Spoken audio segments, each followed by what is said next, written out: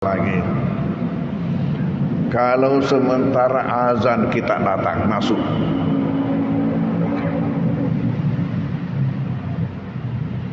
ada pendapat yang mengatakan langsung kau salat.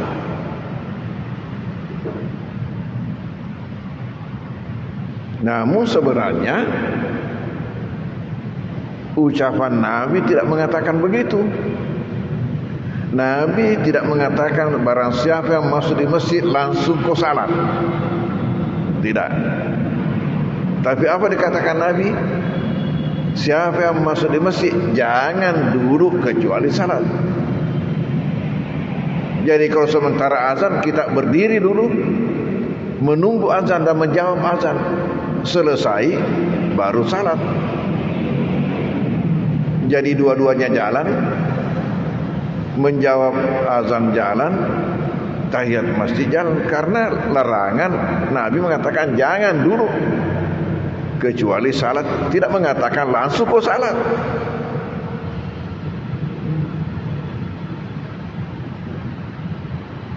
Jadi manakala umpamanya biasa terjadi ini kalau hari Jumat, sementara azan ada juga orang langsung salat, berarti dia memahami seperti tadi itu. Dikiranya perintah masuk di masjid langsung salat, padahal perintah mengatakan jangan duduk. Jadi berarti boleh berdiri kecuali salat yang membuat kita duduk. Dan ternyata salat yang membuat kita duduk tidak mesti yang 2 rakaat itu. Kalau tidaklah salat lain. Ini dikatakan apabila kita masuk sementara orang sudah salat jamaah, jangan lagi salat.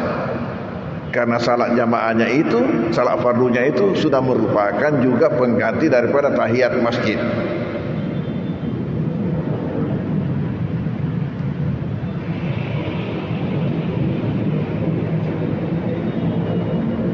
Lalu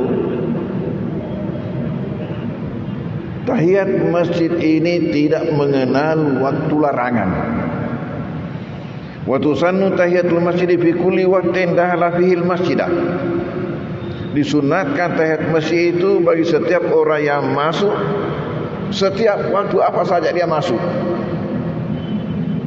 Sawaun dakhala fi waqtin nahi ani salah, sama adanya ia masuk pada waktu larangan salat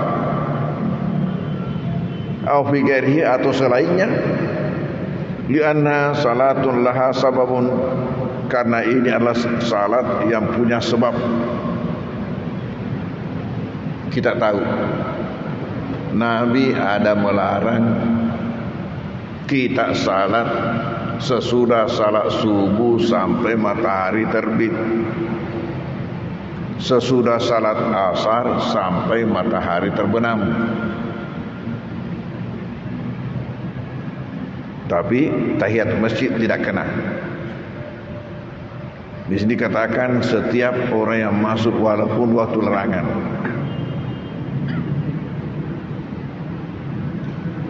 Yang kena larangan itu ialah salat yang di belakang penyebabnya. Tetapi salat yang lebih dahulu penyebabnya atau yang bersamaan penyebabnya tetap dilaksanakan. Mana contohnya salat yang dilarang yang di belakang penyebabnya?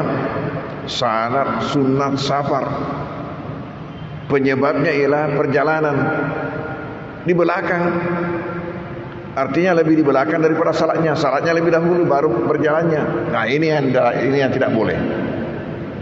Tetapi salat yang lebih dahulu penyebabnya atau yang bersamaan penyebabnya tetap boleh. Mana lebih dahulu penyebabnya? Salat sunat wudu, lebih dahulu berwudunya, boleh. Wudu baru salat. Apalagi lebih dahulu penyebabnya?